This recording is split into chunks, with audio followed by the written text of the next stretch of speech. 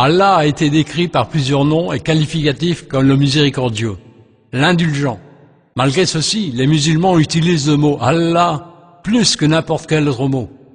C'est parce que nous pouvons décrire un fils miséricordieux, une épouse indulgente. Mais quand un musulman veut s'adresser à une autre personne et veut lui faire comprendre qu'il parle de Dieu, il dit « Allah, le seul et unique Dieu ».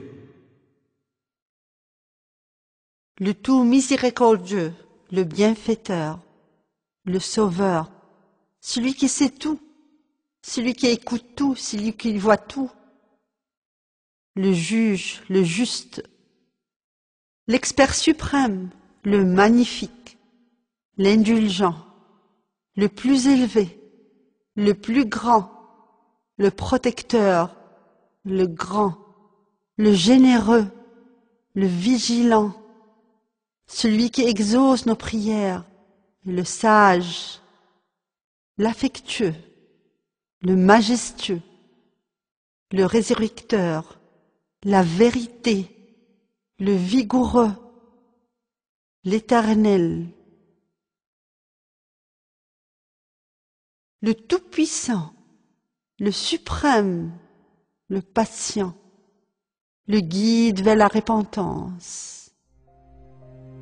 Quel est le but de la vie? Est-ce de jouir des plaisirs de ce monde, de manger, boire et de se reproduire?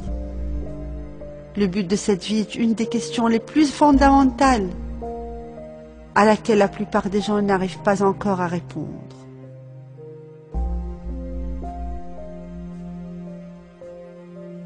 Si nous rencontrons quelqu'un dans un hôtel et nous lui demandons « Quel est le but de ta présence dans cet hôtel ?» il pourrait nous répondre « Je suis ici parce que j'ai une réservation dans cet hôtel » ou « Je suis venu pour rencontrer des résidents de l'hôtel » ou encore « Je suis venu manger au restaurant de l'hôtel ».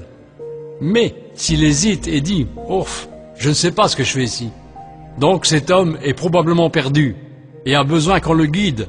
De même, si nous nous posons la question « Quelle est la raison de notre existence ?» Dans ce cas, ceux qui ne sauront pas répondre, ceux qui ne connaissent pas la raison de leur existence dans cette vie, auront besoin d'être guidés.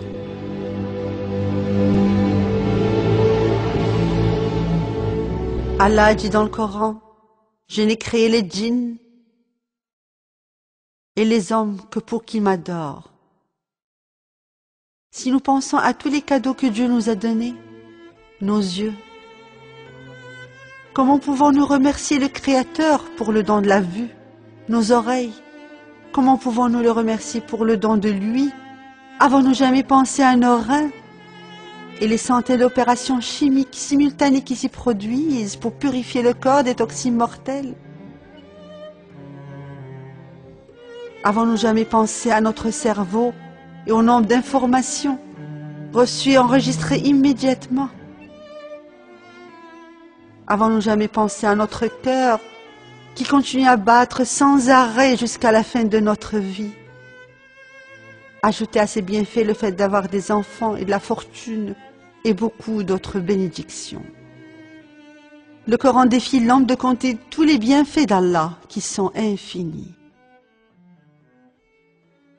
Il vous a accordé tout ce que vous lui avez demandé, et si vous comptez ses faveurs, vous serez incapable de les compter.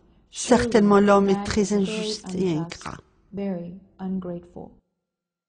Allah est le seul digne de remerciements et de louanges et d'adoration. Le but de la vie est de se soumettre et de continuer à l'adorer sans arrêt. Certaines personnes pourraient se demander « Comment puis-je l'adorer sans arrêt ? J'ai besoin de dormir, j'ai besoin de manger, j'ai besoin de travailler, de gagner ma vie. » Ces explications nous mènent à parler du culte en islam, qui diffère du concept du culte dans les autres religions. Car le culte dans n'importe quelle religion est représenté par la prière, le jeûne. Ce sont des rituels qui représentent une petite partie du culte en islam. La pratique du culte en islam est de faire ce que Dieu a permis et ordonné légalement avec bonnes intentions. C'est-à-dire dormir peut être considéré comme une prière, et si c'est fait avec une bonne intention. Et ceci est écrit très clairement dans le Coran, car Allah décrit ceux qui prient volontairement et passent la nuit à prier, et en disant, ils dorment très peu la nuit. mais on fait et nous prions que lorsque nous sommes réveillés. J'aurais pu le comprendre comme ça. Il restait éveillé longtemps la nuit, mais non, Allah n'a pas dit ça. Il a dit comme ceci.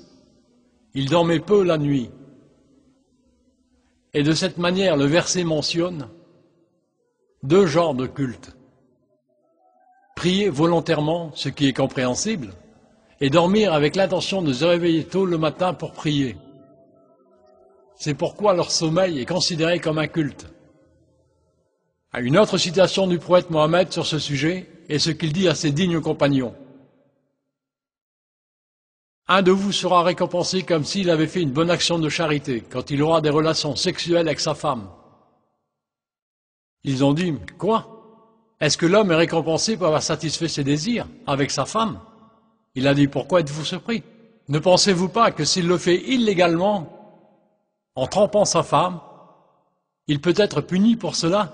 Ils ont dit oui. Il a dit, pourquoi êtes-vous surpris? S'il le fait légitimement, pour donner du plaisir à sa femme et se donner du plaisir. Ils ont satisfait leur désir légitimement. Ceci peut être aussi récompensé par Allah. Ce qui veut dire que l'action légitime est récompensée en islam, si elle est faite avec une bonne intention. Ce qui veut dire que le but de la vie en islam est toujours de faire les bonnes actions avec bonne intention. Ce qui vaut d'être toujours dans un état de développement continuel.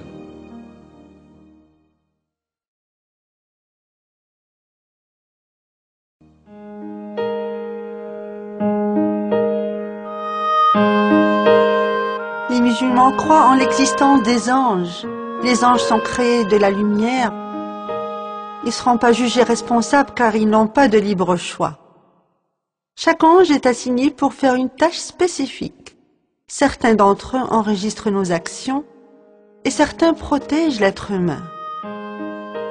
L'archange Gabriel est responsable de rapporter les messages de Dieu aux messagers.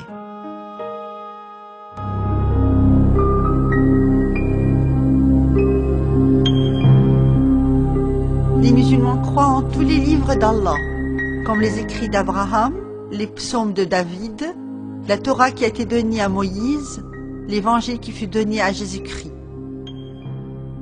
et le Coran qui fut envoyé à Mohammed, paix et bénédiction soient avec eux tous. Le Coran a accentué cette conviction et a mentionné la Torah comme une source de direction et de lumière. Certainement, nous avons fait descendre la Torah à Moïse, dans laquelle il y a guide et lumière.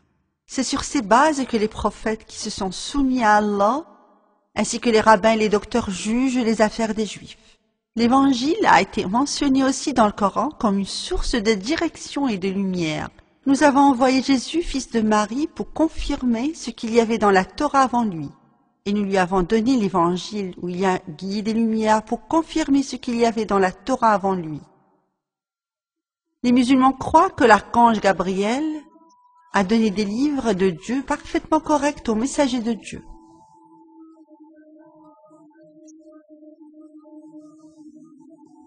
وقال موسى يا قوم إن كنتم آمنتم بالله فعليه توكلوا إن كنتم مسلمين. Les musulmans croient aux écritures divines originales et aux livres divins qui ont été révélés aux messagers d'Allah dans leur texte d'origine, mais quand l'homme a commencé à les traduire, la contribution humaine a ajouté son mot, ce qui n'est pas divin. Donc les traductions ne peuvent être considérées comme divines. Ce qui veut dire que si une personne vous dit « Puis-je vous donner un Coran en français ?» corrige-le et dis-lui qu'il n'existe pas de Coran en français. Mais ce n'est qu'une traduction française du Coran. Le Coran est seulement le texte arabe. Et bien sûr, cela s'applique à tous les autres manuscrits. Le livre divin est le texte original sans sa traduction. Donc, aucune traduction ne peut être considérée comme divine.